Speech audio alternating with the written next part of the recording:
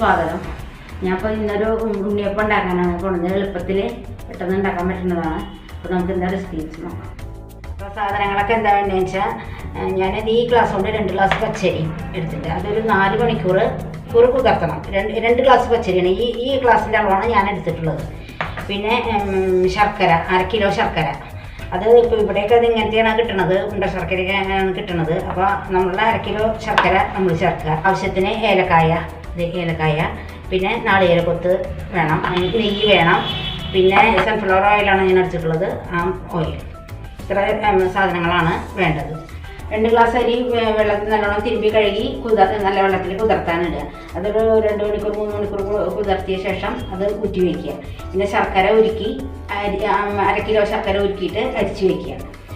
നാളികേരക്കൊത്ത് നെയ്യിൽ മൂപ്പിച്ചിട്ട് അതും വയ്ക്കുക. ഏലക്കായ പൊടിച്ച് വയ്ക്കുക. അരി നല്ലോണം മിനുസത്തിൽ അരച്ച ശേഷം അരയ്ക്കുമ്പോൾ വെള്ളമല്ല ചേർക്കേണ്ടത്, ഈ ശർക്കരപ്പാനിയാണ് അരി ചേർക്കേണ്ടത്. ഈ ശർക്കരപ്പാനി ചേർത്തിട്ടാണ് അരി അരയ്ക്കണത്, നല്ലോണം അരയ്ക്കണത്. പിന്നെ ഒരിക്കലും വെള്ളം ചേർക്കരുത്, ശർക്കരപ്പാനിയിൽ വേണം അരി അരയ്ക്കാൻ.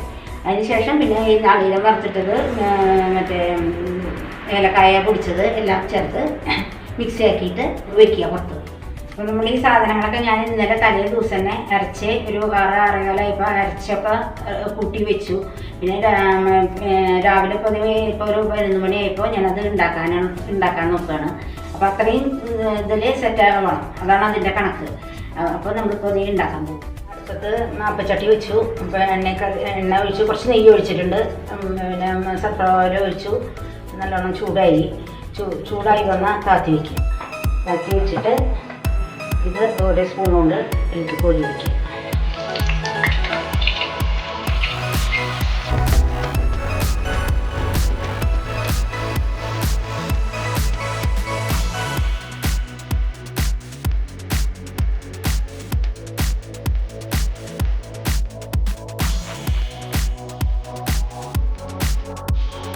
കുറച്ച് ലേശം കുട്ടി വയ്ക്കാം.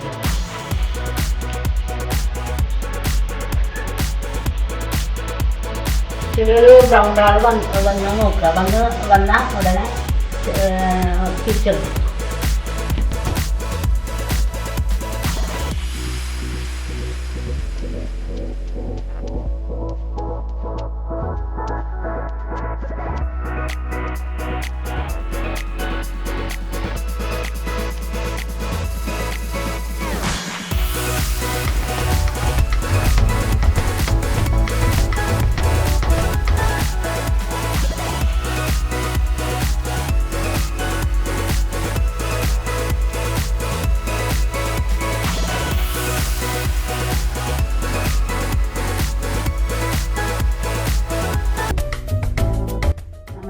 ഉണ്ണിയപ്പം ഉണ്ടാക്കി കഴിഞ്ഞു.